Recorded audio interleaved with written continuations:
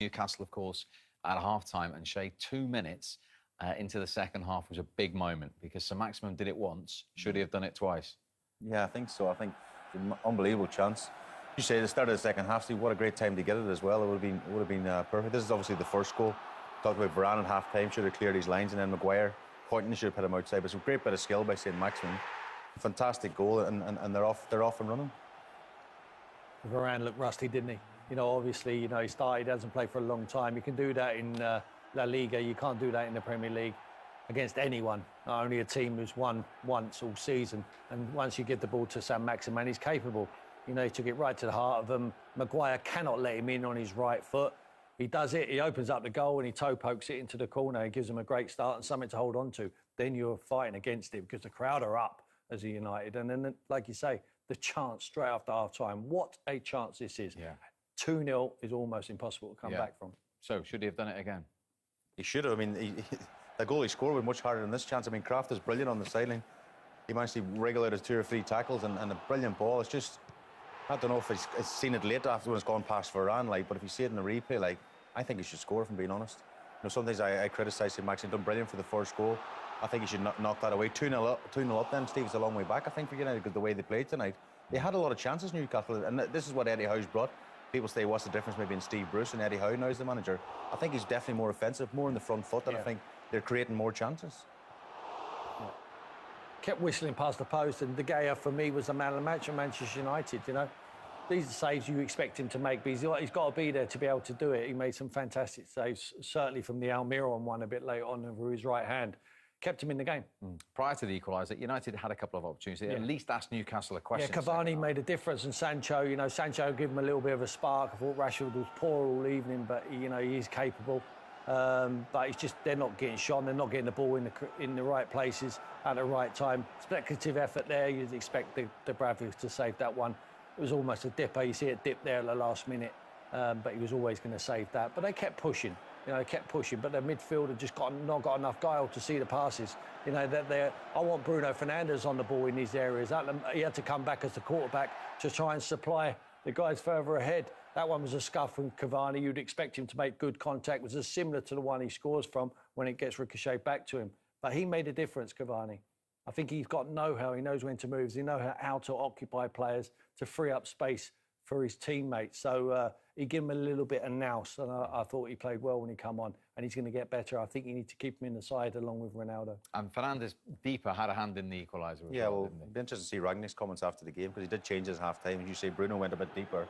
He picks a lovely space up here in midfield, and he can find that pass out to Diallo, to the right back. And I just think Lascelles, we'll see it in the replay again. This is very similar to the chance he just missed. I think in the end you'll see he's actually lucky with the final finish, because he actually doesn't connect with it properly. But we highlight Bruno here. He picks out a great pass. Fred was passing him out of play first half, so he changes Bruno and puts him in a more attacking position. But now Lascelles again, too many times he's watching the ball. He should have his shoulder up. Where's Cavani? There's only 2 players in the box. There's three Newcastle players, and you don't know where Cavani is. And yes, he gets a bit of a break, Steve, at the end, because it comes back off the defender back to his feet. As you'll see here, it goes through, I think, Lascelles' legs in the end, But I think it's poor defending. You've got to latch on inside the box. Yeah, good centre forward play though, because he just drops off the line, doesn't he? They all sag onto the goalkeeper, and he just drops, gives himself half a yard, scuff, reacts. Got lucky with the miss hit. If he hits it too well, he probably gets blocked again. He just scuffed it into the corner. So a little bit fortunate with the equaliser. Did he have an opportunity to make it 2-1? He should have done better with. Yeah, but Lascelles again, and Dubravka, lack of communication here. This ball should never get as far as it does to Cavani, and he doesn't expect it, and he tries to just lift it. He has to lift it because he has to get it over to Dubravka, but he gets it with his left foot. He'd be disappointed with that one. I'm sure he's in there kicking himself that he hasn't scored the winner there. Yeah, it's a big chance. I mean, again, Lascelles, for me, it's an easy cross to clear out. He's got to clear his lines, and I don't know what, he's frozen just. And basically, if Cavani, Tim's right, he should score. Now, we nearly had a grandstand finish at James's Park with the woodwork being hit. I was up, Steve, I was up. I know you were. and a fine save, you have to say. Again, Newcastle's bottom, you just need a bit of a break, a bit of a look sometimes, Steve. This thing hit the post and go in, or it comes out to Almiron here. Now, a great bit of skill again. But we talk about David Hay before the game. That's an absolutely brilliant save. Saves his team 2 points again, But I'm just thinking from a Newcastle point of view, you just need a break at the bottom of the league. Hit the post and go in, or whatever, or Almiron finds the top corner here. But that's why David Hay is the top keeper. We spoke again before the game. This is a brilliant save. I think even had this made this covered as well, De Gea, But again, just Newcastle, and people probably say about all the teams at the bottom, they just never seem to get that bit of luck to get them over the line. That was typical of how Man United played there. You saw there. I mean, once from Murphy, there's no one near him. Varane goes half-hearted, hands behind his back to go and close him down.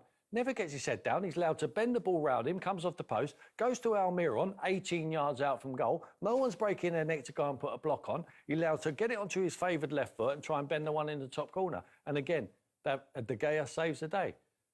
Where's the... I thought he's been working on this press. Where is this press? Non-existent. OK, well, Ralph Rangnick's comments to come. First, some Newcastle player ones. Joe Linton and Sean Longstaff. Oh, guys, well played, Sean. I guess you're a little bit gutted now, having not quite got over the line, but was that a performance to be really proud of? Yeah, I think so. I think on the overall sort of balance of the game, I think I feel we deserve 3 points, to be honest. I think we've created a lot of good chances, probably the most we've created in a game in a very long time, to be honest. And yeah, like I said, it was probably a little bit of a disappointed dressing room, but also one that knows that we're capable of putting in performances like that. So it's a very sort of positive start, and you can see obviously with the new manager coming in, give him a little boost, and I think you can see with performances and with the crowd behind it, it's obviously a sort of a massive boost as well. And I thought tonight was what's in James's Park's all about, an unbelievable atmosphere and us giving them something to cheer for. So you've just been in with the manager for a couple of minutes. What did he say? Pretty much what I've just said there, really. Just that we've created a lot of chances, we've played really well. It's a performance that we're really proud of, and it's about doing that every week now. I think obviously he said the last 3 games against 3 top sides, we've really upped the game, and it's about taking them performances into games with teams around you, and we know if we're performing like that, we'll pick up points and we'll be fine. So Joe Linton, can I be completely honest? I didn't realise you were that good. Thank you. It's a new position for me, but I always try to give everything for the team, and today was this day. I give everything. I try to help my team to take the 3 points. Unlucky the result, but like Long said, I have to be proud with the game, and just keep going. It's a hard game. I have to take the positive things and look forward for the next game. It's a completely different job the new manager is asking you to do. Why does it seem to suit you so well? Like I said, I always try to give everything for the team. I played before, not this position, whenever I started half and high, but I understand what he asked for me to do on the pitch, and just try to give everything for the team. He's been a revelation in midfield, hasn't he? What's it been like to play with? To be honest, I think if you ask anyone in the dressing room, though, we know he's that good, regardless of what the outside people say. I think the disrespect he gets is a disgrace, to be honest. I can honestly say every day in training he's the best player. If he's on your team, you win in training. It's like if you get Joe, you're sort of buzzing in training. Do you think he stepped it up on the pitch, or have you always seen this? To be honest, I think he's obviously, like you say, he's been in a slightly different position. But the way he's been since the new managers came in games, has sort of shown how he has been over the last sort of 2 years in training. Ask anyone at the club, everyone rates him so highly.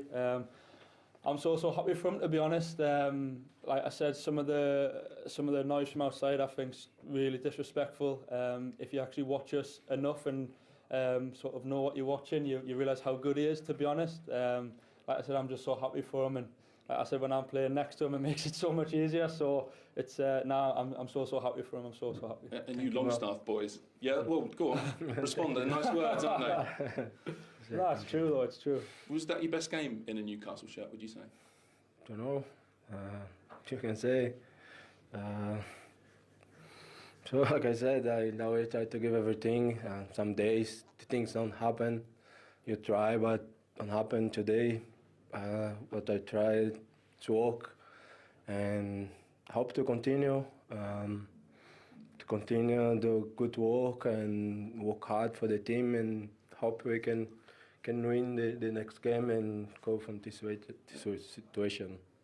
Well said. And lastly, you Longstaff boys like playing against Man United as well, don't you? A couple of years ago, your brother, you making the goal tonight? Not quite. He still says I haven't scored against him, so he's still gonna hammer us quickly checked my phone. He still said he scored 2 and now scored none. So he's still giving us a bit of stick. But like I said, to be honest, for me, selfishly, I just wanted to try and get back in the team. Obviously, like I said, sort of haven't really played since the new managers came in, which was slightly disappointing, but sort of waiting in the background for an opportunity and was chomping at the bit, to be honest. I think nighttime games in James's Park against Man United, it's a massive game, and if you can't get yourself up for those, then you're in the wrong job, really. So it's, like I said, I'm just really happy to be back on the pitch, and hopefully I can sort of stay in. Well, look, both of you brilliant. Joe Linton.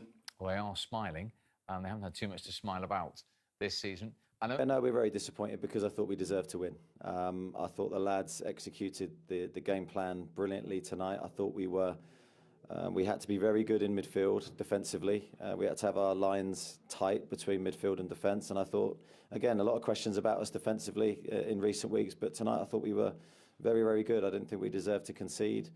And then also we created chances, and how De Gea saved that shot from Almiron at the end, I don't know, because I was right behind it. I thought it was in.